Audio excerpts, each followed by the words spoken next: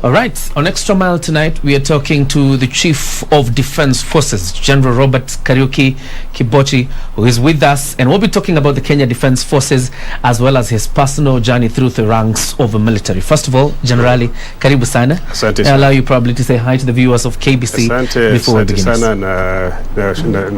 Nafurahi sana kuwa hapa na KBC. I'm very grateful that you could come over to get an interview from the CDF. Yes. And I'm sure we will have good discussions. All right. That will make probably your viewers understand KDF better. All right. Right. And first of all, being the interview, the first interview with KBC, congratulations again on your session to the Chief of Defense Forces. But let's begin there. As a beginner, take us through the journey that you've gone through to rise to the rank of a Chief of Defense Forces in the Republic of Kenya. It's a long journey. I don't think we can be able to cover it in a single interview, but I think I can shorten it. Joining the Kenyan Defense Forces as a young cadet in 1979, after my running away from school in Form 5 at Nyeri High School. And I studied around Gilgil, and as you know, Gilgil has a lot of security forces, and particularly the military. A school called Kwelel High School that is located right inside one of the infantry battalions, the 5th Kenya Rifles. So obviously the socialization there was one that militarized every one of us, the boys' school. So I joined in 79, and obviously rose through the ranks from a young lieutenant to becoming obviously the commander of the Corps of Signals. Here we have various corps. Communications Corps is where I belong.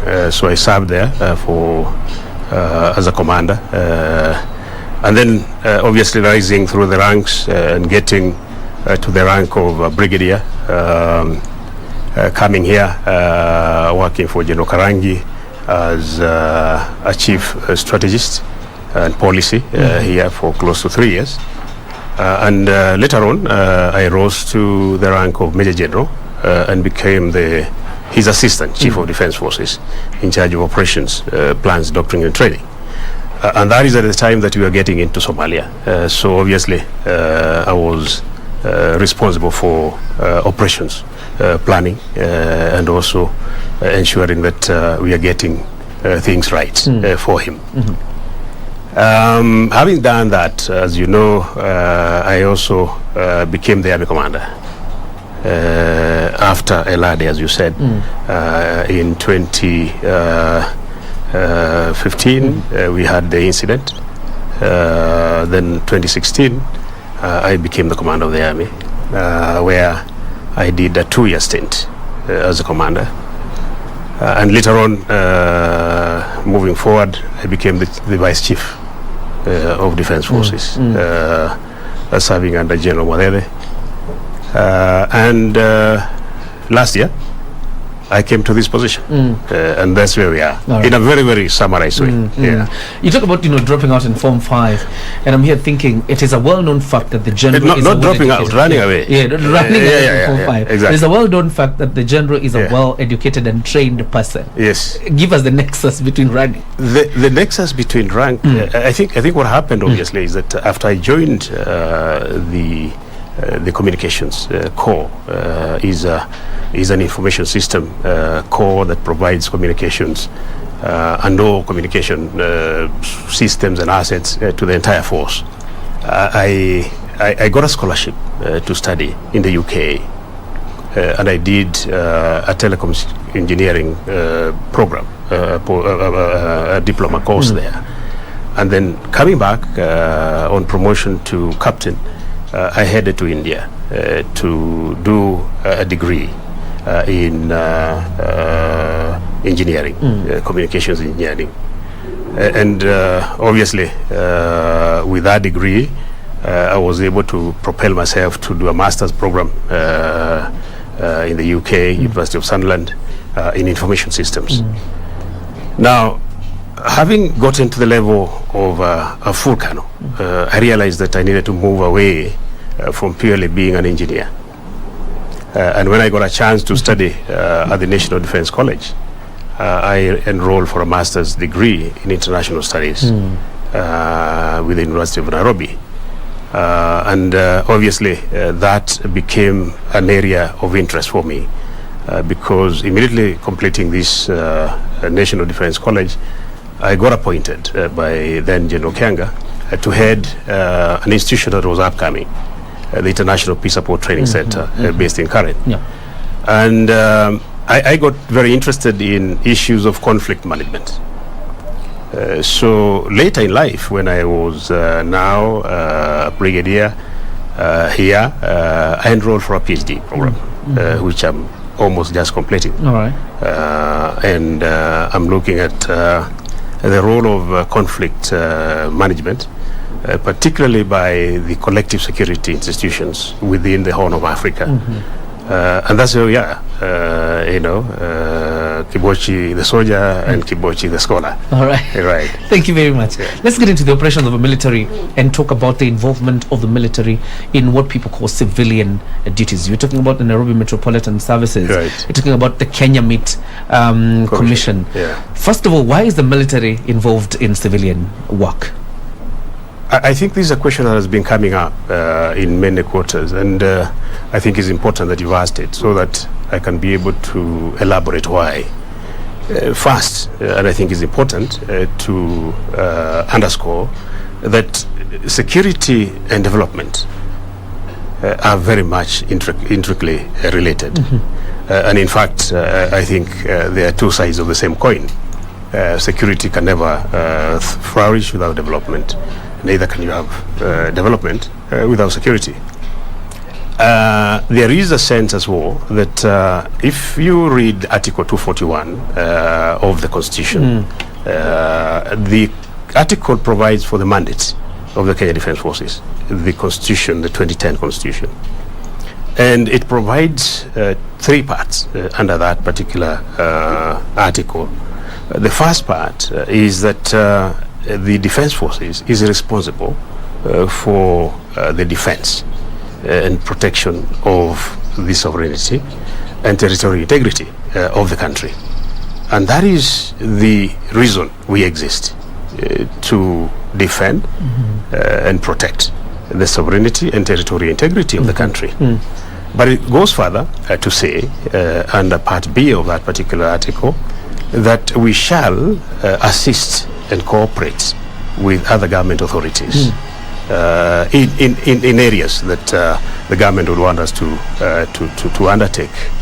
And the third part of that looks at us being able to be tasked to restore peace in any part of this country that has got challenges of security.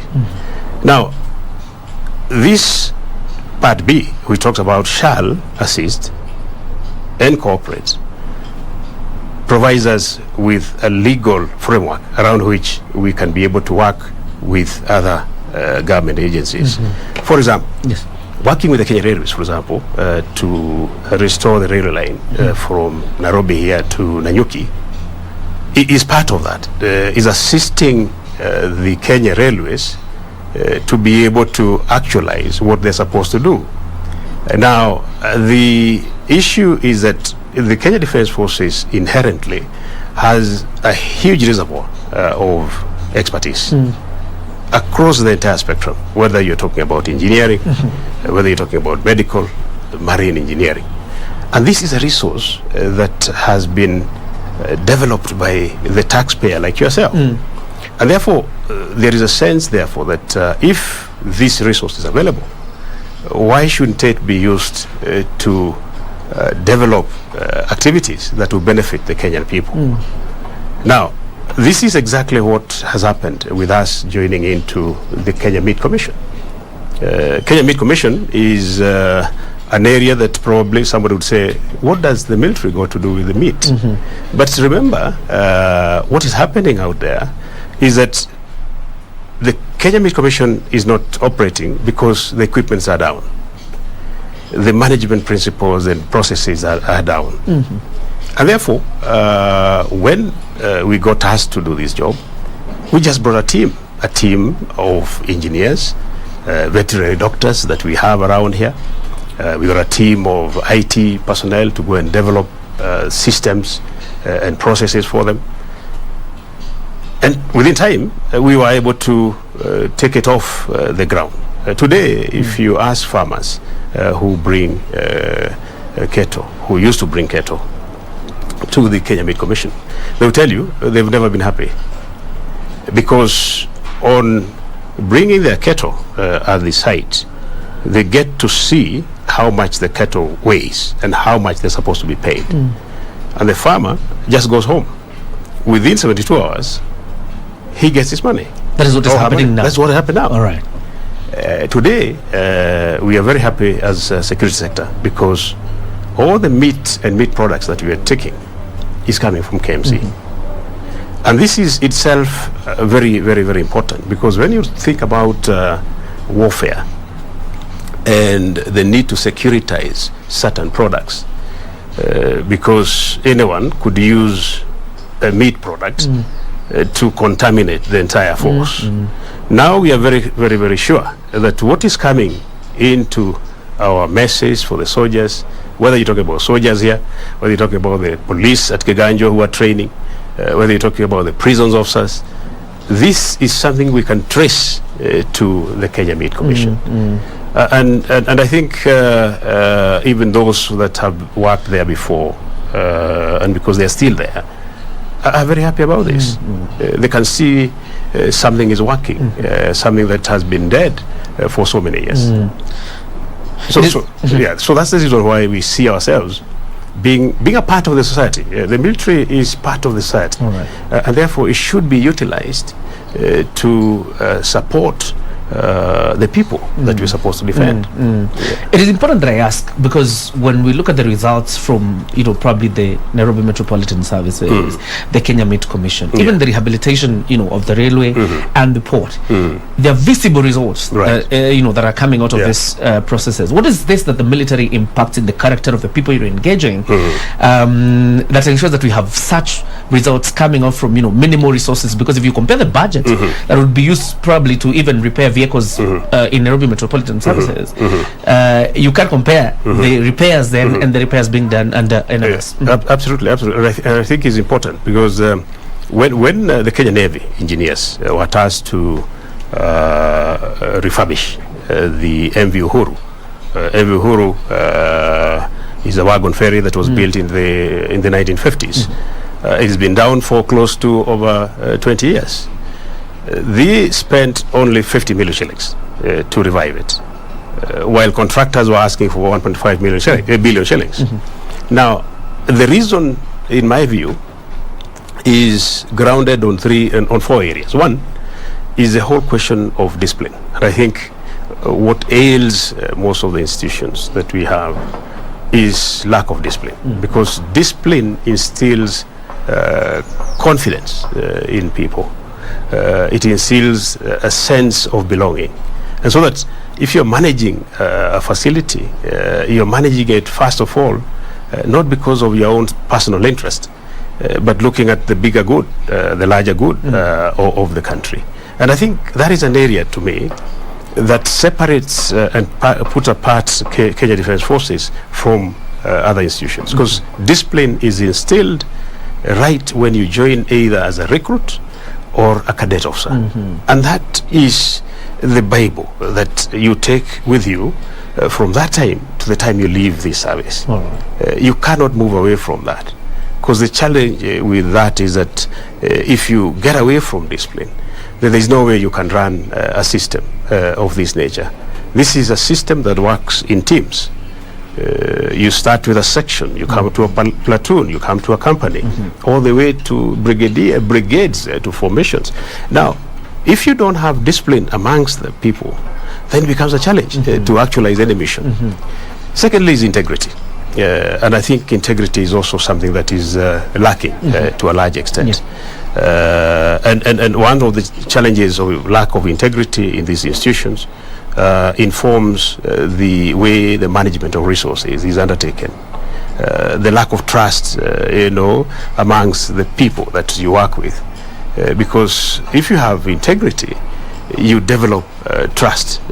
And to us, trust is important. Trust is important to the extent that we work in teams. If I cannot trust you when we go for an operation, you might take off at the critical moment. So I have to have trust on you. And I think that's very important. The other thing is selfless commitment. Commitment to the cause.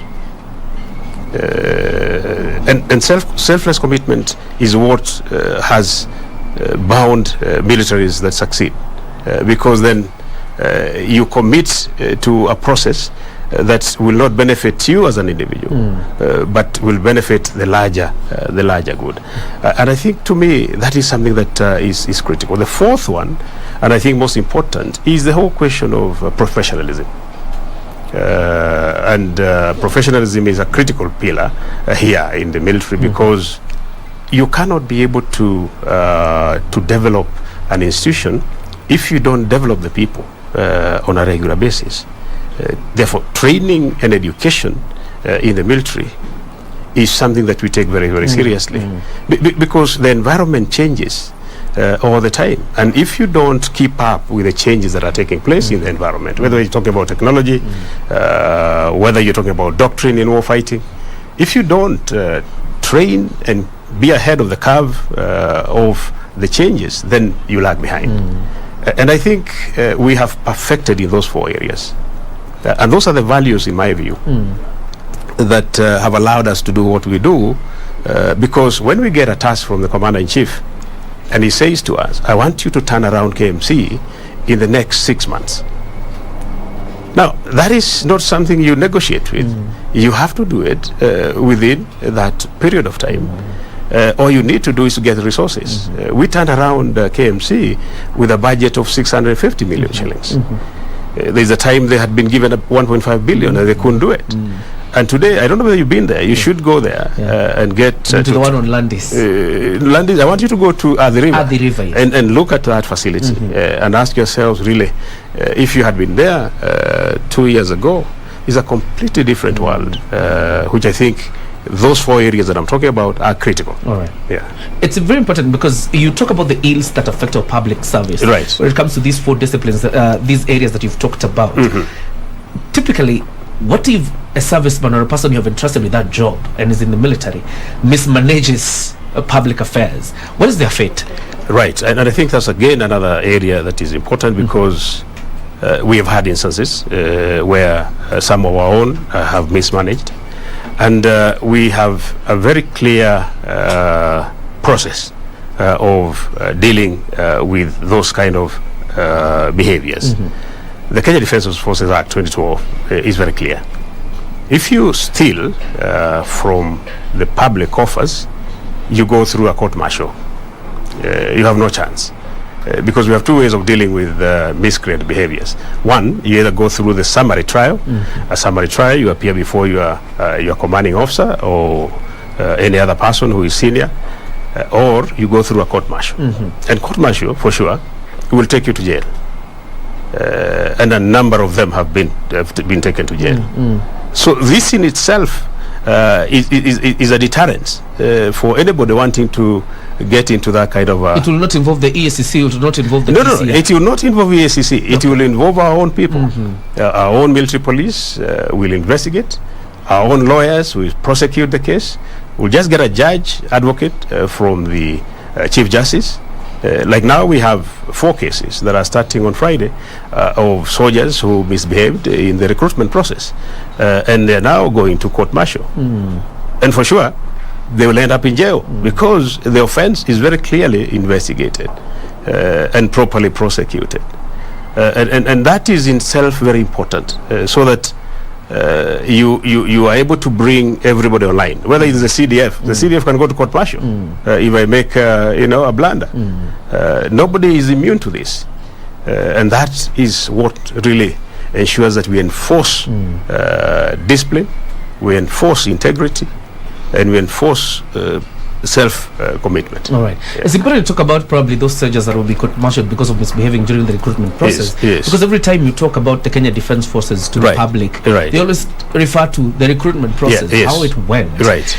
As the man in charge, how would you assure the public that this process is above board, and even the ones that will come after will be above board? Right. They will be above board, and I think it's important that they be, because what we are having currently in our society is that corruption has become a societal menace, and this is true that there are people within the Kenya Defence Forces who have been involved in those practices, but then we cannot solve it alone. We have to be able to combine forces with the other actors, because civilians also do pretend to have the capacity to employ people, and they ask for money. You heard of a case of somebody who came from Kajiado with about 13 recruits that have gotten letters that are fake, and brings them all the way to the recruitment center. Now, on our end, and I think we have agreed to change the policy. Initially, we were dealing with these vices through a summary trial. Somebody would just be fired, dismissed from the service without benefits. Now we are taking them to court-martial. As we speak, there are 13 of them who are lined up for that court-martial. And that has sent a very, very strong signal across the entire force, that it doesn't matter whether you are an officer of the rank of a colonel, a brigadier, you will be taken through a court-martial process, and you're going to go to jail. There's no you lose your job and you go to jail. So a deterrent measure that during this particular recruitment that took place, those that were caught up are going to go through it. All right. Let's talk about the management of public affairs, just like in the MES, KMC, rehabilitation of the Siwatoni port, the Kisumu port. Are we likely to see more engagements with the KDF when it comes to issues of public affairs, other than what is in public or what we already know? I cannot say that there will be, but as I said, we are ready to do any job. We join to undertake any task that we will be given by the government through the Commander-in-Chief. If the Commander-in-Chief today says, I want you to go and undertake some work, in a particular environment that has got serious challenges, we will do it because we have the capacity to do it. Inherently, we have all the capacities required. Whether you're talking about doctors, we have doctors that are now, we've taken some of them to the Ministry of Health. We have a brigadier and a full colonel who've been working there now since the COVID started. And in my view, there is nothing wrong by employing the military for good reasons. You are not paying extra to the military to do the job at KMC. You're not paying extra for the engineers to do the railway. Neither are you paying extra for the marine engineers from the Navy to do the Kisumu port. So basically, really, the government is utilizing its resource. This is a huge resource here in the military that has been brought about because of you, your taxpayers. Why don't you why don't you use it? It happens everywhere in the world. I just came back from Pakistan about 2-3 weeks ago. And exactly what we are doing is what they do. They bid roads, building a road from Kashmir down to the southern part, 1,000 kilometers tarmac road. Why can't we do that? We should be able to do that. And we're looking forward to do it in the future. Quite interesting. Right. You talk about the number of experts you have here, because it is a well-known fact that KDF has some of the best engineers, some of the best trained doctors. And now I'm into the aspect of revenue generation. Is there a plan within KDF to use these experts for the sole purpose of revenue generation? Absolutely. In fact, what we are doing currently is looking at establishing a Lindsey construction company. And because we have these engineers, and what we needed to do is to ensure that we are able to undertake tasks in areas that are conflict ridden. For example, if you give a task to a contractor, like now we are doing, the government is doing the road from from Hindi all the way through Ijara to Garissa. Now, the contractor, the civilian contractor, can never be comfortable to undertake the road construction because of the insecurities. And therefore, we have had to provide security for them to undertake that road. What would happen if we had a construction company that is managed by military people? They will not need to be protected by anybody. They will do the job, and it will be cheaper for the government, because you will know that we are working on this border fence from Mandera all the way to Kiunga using contractors. And what we have looked at and seen is that we can do it ourselves at a cheaper cost, much faster, and we'll also be providing security in the same areas. And this has happened again, as I said, even in the U.S., the U.S.-Mexico border, the border between Afghanistan and Pakistan, done by the military. These are areas that we can be able to work on. Now, if we do generate revenue, isn't it good for the government? I think so. Instead of us just becoming a consumer of budgetary resources, why can't we utilize that capacity to generate? Contribute to the budget, yes. Right now we are working on, as you know, we are producing dehydrated vegetables at Gilgil. The Gilgil Food Processing Factory. Recently, you saw us taking tonnage of them to Mozambique when there was this volcanic activity. These are areas that I believe, because we have already attained self-sufficiency in dehydrated vegetables. Our soldiers in Somalia, in Boni Forest, consume these products. We also generate employment, because these vegetables come from farmers around Nakuru, Nyandarua. So it is the best thing to do. It is the best thing to do, including the Kenya Shipyards Limited that was recently commissioned. You know, there are two of them, one in Mombasa, one in Kisumu. The amount of boats that this shipyard can make for fishermen in these areas would be great. Instead of fishermen having to use canoes that are not safe, we can be able to generate a lot of these boats for fishermen around inland waters and also the Indian Ocean. And to look at that broadly, then you're looking at the national defense becoming a public good, a good that people will, identify themselves with moving forward. All right. Quite an interesting one. Lindsey Construction Company. Is that on course? Have you already begun? It is on course. It is on course. We have already had it registered, approved by the National Security Council. We are now in the process of getting the relevant equipment, because the idea here is to separate what we call combat operations, combat engineers. We have a combat engineering brigade in Nanyuki.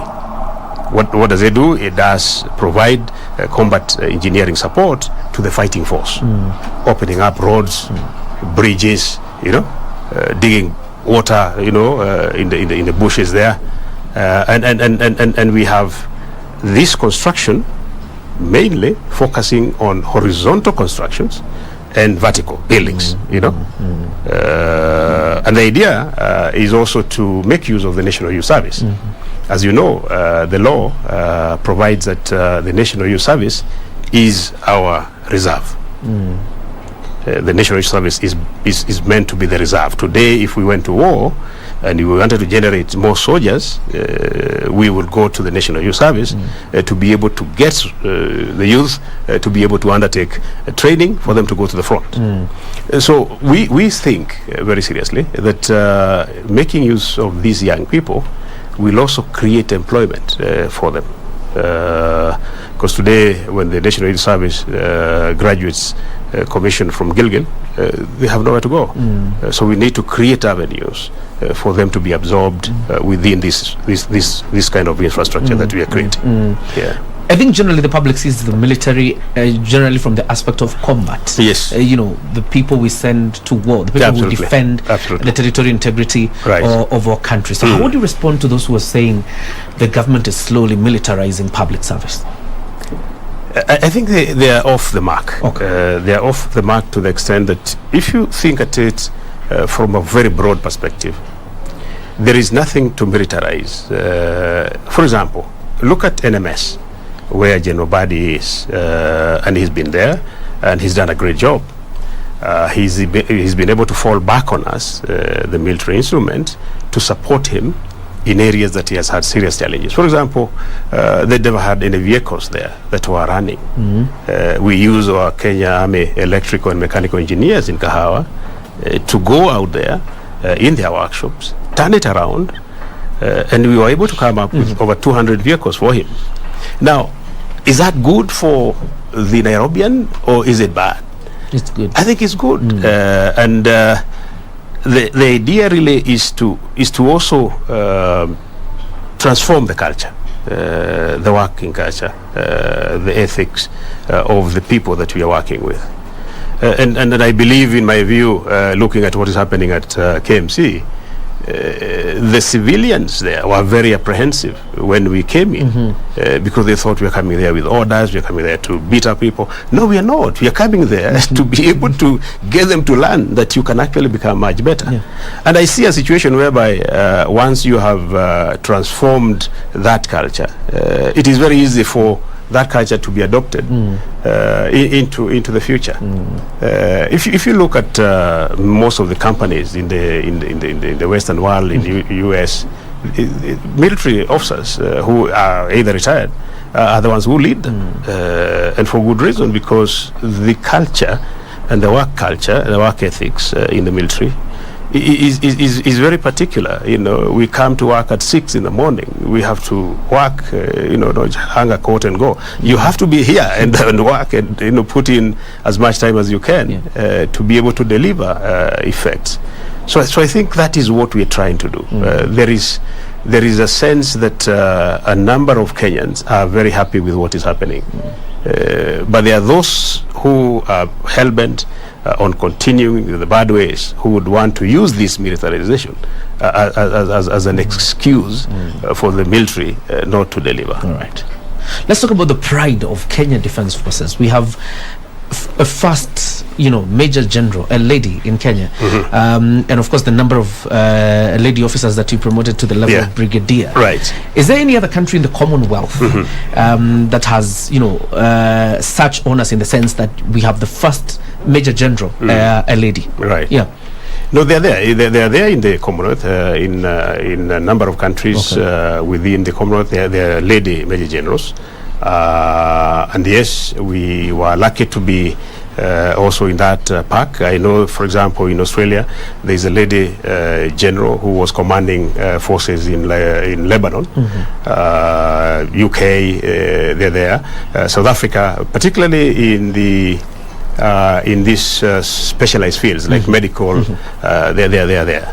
But we are lucky that our Major General is a general staff officer, a service officer. She is a combatant officer, trained from a cadet up to the level that she has reached. As you said, we now have 4 brigadiers who've just been promoted in legal, commanding the International Peace Support Training Center. And I think moving forward, we see a number of them coming in. They are now maturing into the senior positions that I think will allow them to get into the higher positions as well. Yeah. And I'm also aware that Major Steplin Nyaboga won the UN Military Gender Advocate of the Year 2020 award. Right. Which of course puts KDF at an elevated position when you compare to other disciplined forces. Right. The issue of gender always crops up. I think you've seen that particularly cropping up in the police force. Right. How would you say probably and explain to us how the military is faring in terms of gender elevation?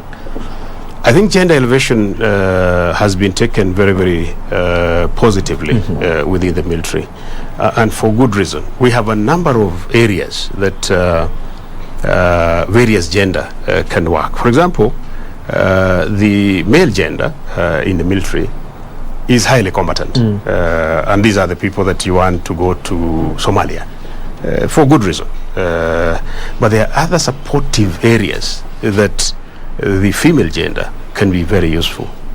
For example, in areas of surveillance, operating surveillance systems, areas of information systems, areas of supplies management. They are very, very important. And because the force cannot fight without these aspects, we have realized that we need to mainstream gender. And we started by developing a gender policy. And I think we are the only military currently in the continent with a written gender policy that focuses on mainstreaming gender into decision-making processes.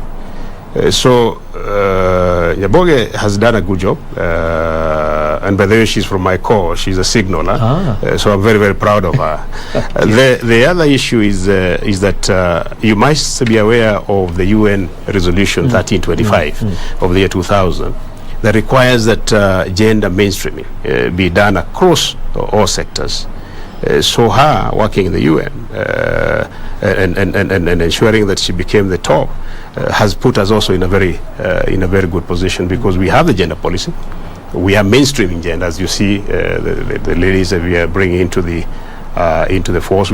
We just promoted close to 17 full colonels, ladies, in the last promotion, and these are the ones that I see personally. In the next few years, when you're out of this place, they'll be very senior. You never know. One of them could actually sit as a CDF. Yeah, it can happen. All right. Yeah. There are firsts, obviously, when we talk about our Kenyan Defence Forces. Absolutely. Talk about our global ranking, because it's very important that probably Kenyans appreciate how we rank in terms of our military might.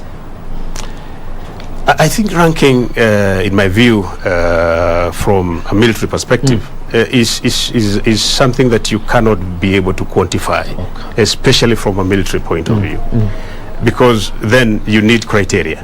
You need to say, for example, do you become strong because you have many soldiers? Within the region, for example, there are countries that have got more soldiers in terms of numbers than we have.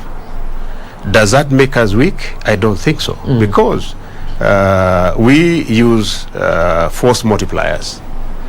We have equipment that can perform much more than having a very big force, and therefore you need to look at the construction of the forces. You could have South Sudan could have so many 100 militias, 100,000. Does that make them strong? No. You need to look at the training, the professionalism of the force. You need to look at the equipment that the force is using. And therefore, I would say that we are not in a position that you can say Kenya is number 6 or number 5 or we're in a position where we can be able to actualize our mandate effectively, based on our professionalism, based on our equipping, based on our training. We are capable of executing any mandate, whether that mandate is a conventional war or a symmetric war. All right, CDF, talk to us about the National Defence University Kenya that has been awarded a charter by President Uhuru Kenyatta just recently. Exactly. And I'm interested in the curriculum being offered in this university, noting that there are people who also come from outside Kenya to come and study there. Yes. But equally, why is it so special, the National Defence University Kenya? Yes. Right. Thank you very much indeed. The National Defence University Kenya, as you might know, is a specialized university under Article 24 of the Education Act, and specialized to the extent that it will not compete in any way with the local universities that are offering degrees to undergraduates.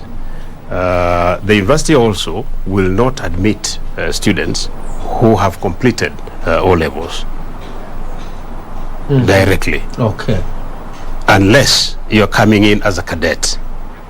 Oh. Because, you know, we are recruiting cadets now from Form 4 students who have just completed. And also we have a master's, a degree, first degree program for cadets. So we have two types of cadets now. We have those who are coming in with a degree, who are training for 1 year.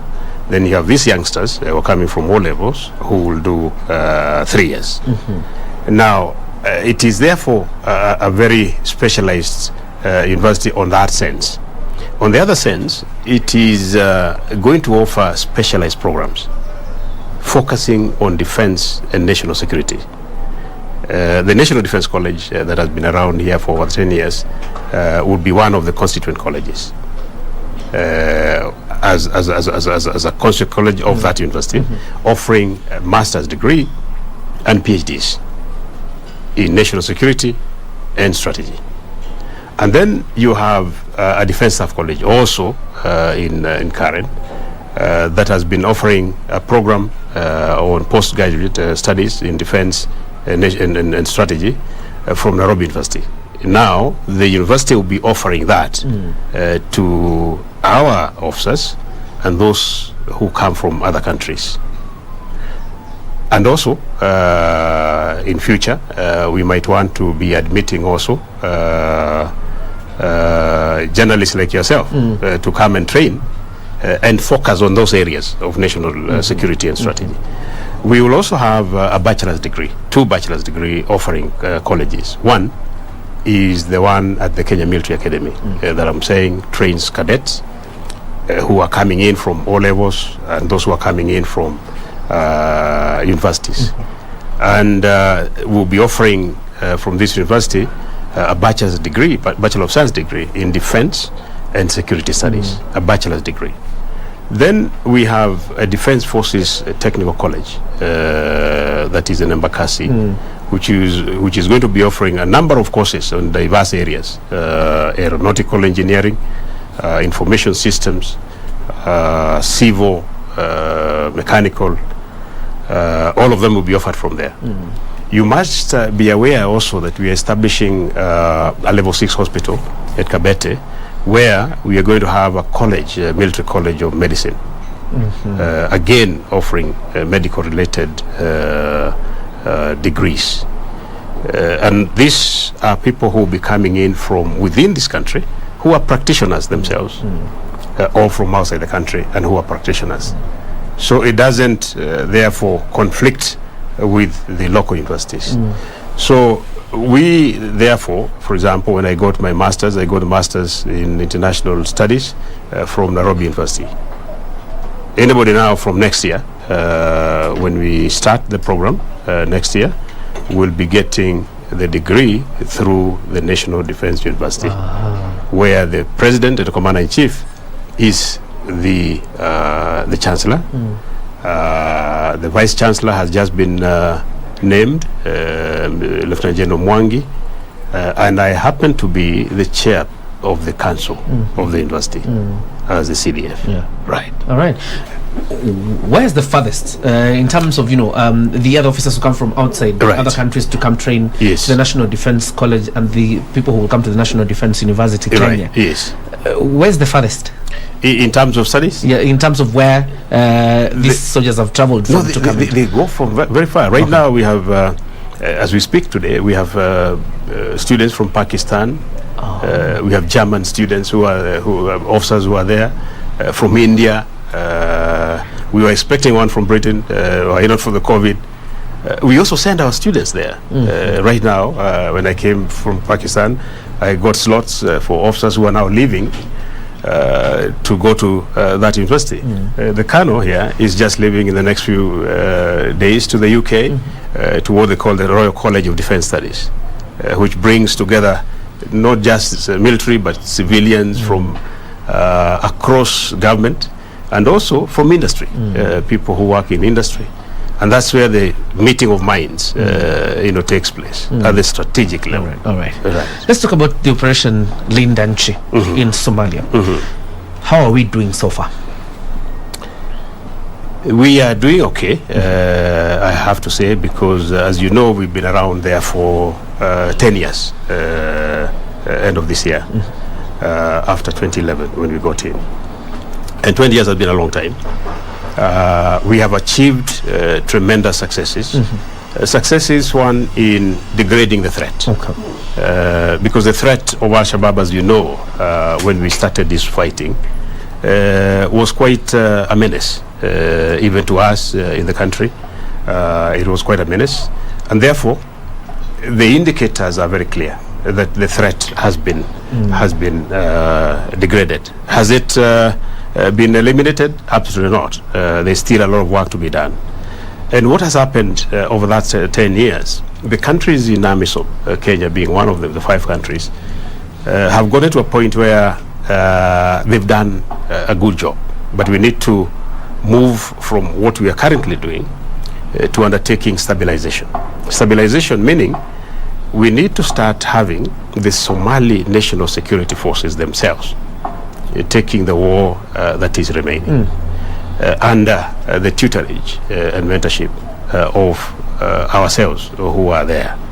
And for good reason, because there is no way we are going to be there forever. But we can't leave until the conditions are right, because the gains that have been made for these 10 years will be lost. So what has happened is that the United Nations Security Council has initiated a process of re-engineering and restructuring AMISOM. Okay? To the extent that AMISOM today is majorly a military force. But what you need now is to bring in other dimensions. You need to bring in civilian actors who are going to construct schools, who are going to do health centers, who are going to do roads, because there are no roads out there, who are going to bring water to the people. And that is critically important. Thirdly, is that AMISOM has been funded through a very strange system where the European Union provides the resources to the African Union through a bilateral arrangement. But what has come out now is that this mission must be taken over by the United Nations Security Council and becomes a UN mission, okay? So that it has predictable funding, it has predictable capabilities that will be able to deliver the final successes for Somalia. It is in our interest as a country to have a stable Somalia, because if you have an unstable neighbor, you will never go to sleep. You'll always be awake. So we are very, very keen to support that effort. We've had engagement with the UN security teams that are doing this, the African Union, and we are hoping that by the end of December, a decision will have been made on how AMISOM will be reconfigured into a multi-dimensional force, a force that will be able to undertake the tasks that we undertook ourselves when we went to Sierra Leone, okay, where a force had all these capabilities to be able to ensure that you hand over the responsibilities to the government of Somalia. The question of predictable funding is something, it has been President Uhuru Kenyatta's clarion call in most of the international meetings that he has done. And again, bringing in the question of people who argue the war or the Operation Lindsey is costly to the Republic, one in terms of costings, in terms of funding, and number two, in terms of the soldiers we have lost inside Somalia. Yes, I think there is no doubt that war is costly in whatever character, in whatever form. war is costly, but it is costlier and catastrophic not to engage in war. If you have been pushed to the corner where the country employs the instrument of last resort, because the military instrument of national power is the instrument of last resort. Having tried diplomacy, negotiations, you as a country decide that this is the last instrument. Now once you engage in it, it is important for people to understand that it is going to be costly, both in human life and in the economy.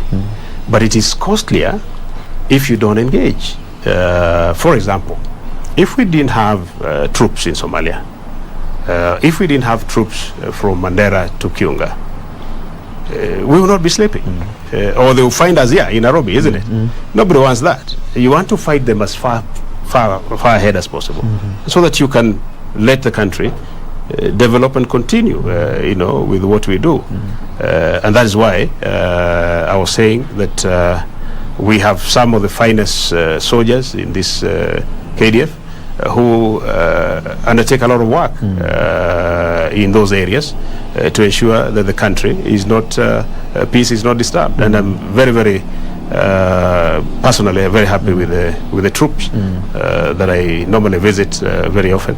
They're doing a great job. All right. Yeah. As we wind up, let's talk about the Eldoret attack. 6 years on, roughly 6 years on after that very horrible attack. Without going into the tactics or the tactical efforts that you're putting, right? What has the KDF done to ensure such a horrible attack doesn't happen ever again to the soldiers protecting this country inside Somalia? I think it's also a good question, and I think it's important for Kenyans to also know that this was one of the worst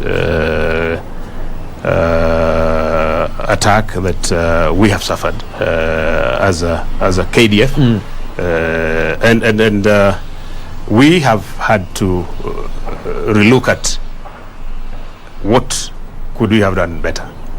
Okay, and that is the essence of having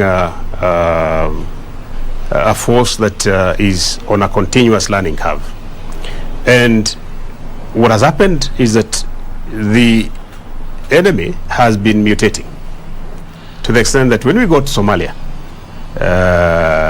the worst that we could get from the enemy was IEDs on the road. There was no time that we had experienced a vehicle-borne IED. Okay? And therefore, when this vehicle-borne IED came, which caused a lot of damage, we realized that we had to rethink and be ahead of the enemy. And this happens all the time with war encounters. And therefore, force protection became one of the major areas of engaging in. I came in as the Army Commander at the time, and we made sure that all these forward operating bases were hardened. You have to harden them. Harden them to the extent that this vehicle does not get a chance of intervening into the into this facility. And therefore, and I think you can attest to the fact that since Eldoret and Kolbio, which came together almost at the same time, we've not had those kind of things, and we will not have them. Secondly, we have continuously worked on how do you ensure that we are ahead of them all the time. Today, they're using drones to carry IEDs, which they can come and drop on yourselves. So what does that tell you? You have to be able to look at how do you harden your overhead protection from aerial attacks. So there is a continuous learning in this engagement, and I can assure you that all these lessons that we learn, we translate them into doctrine. We take them to training institutions, to recruit training school in Eldoret. We take them to cadets. And so that when they leave those institutions, they are already attuned to what would happen. So yes, it was a terrible attack. Did we learn from it? Absolutely. And we are now better placed than before. All right. Yeah. There have been claims that they're prisoners of war out of Eldoret attack.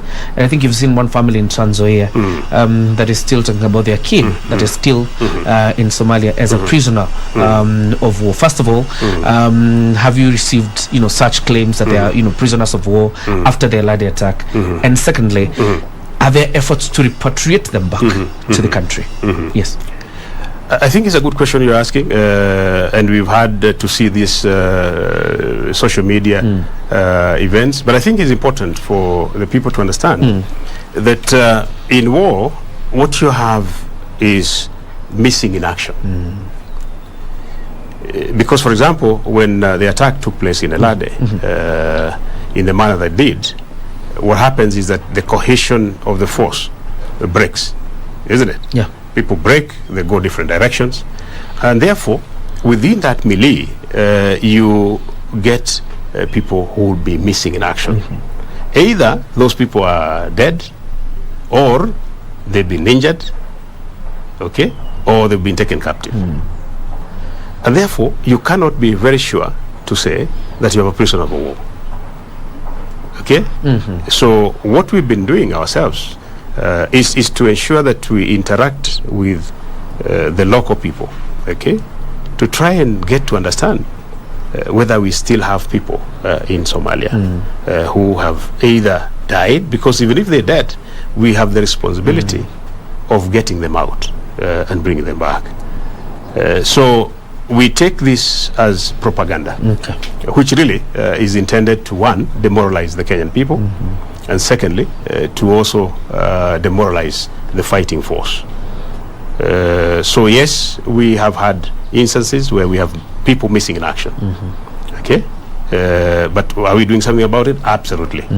What we are doing is classified for good reason. Yeah, but we are doing something about it. All right. Yeah. As we wind up, because there's the name of this segment is Extra Mile. What does General Robert Kariuki Kibochi, the Chief of the Defense Forces, do when he's not in his office or when he's not discharging the duties of CDF? Yeah, I think the CDF really has also to get out there and become a Kenyan. Okay. And the CDF, as I said to you earlier, comes from a farming area of Nyandarua. Yeah. So CDF does the farming. I love to see cattle around, and you know very well that Nyandarua has got the best sheep. So if you happen to pass around, you'll be able to see the CDF doing exactly that. All right. Looking at cows and sheep and things like that. All right. Secondly, the CDF is a grandfather. So I've got 2 grandchildren. So I also have an opportunity to stay with them when you're not in the office. Thirdly, the CDF loves to keep fit. I think all the Kenya Defense Forces people know that they have to be fit to be able to be mission ready. So we normally run with my soldiers. When I get time, I go to a unit and we just have a run with them, which I think is a good thing. They also get to understand their CDF as a person who also can do some things that people think he's an old guy, but he still can do it. Yeah. All right. Yeah. Thank you very much. That was easy. You've been talking to the Chief of Defense Forces, Robert Kariuki Kibochi, the man in charge of our Kenya Defense Forces. Keep watching KBC, because indeed Kenya is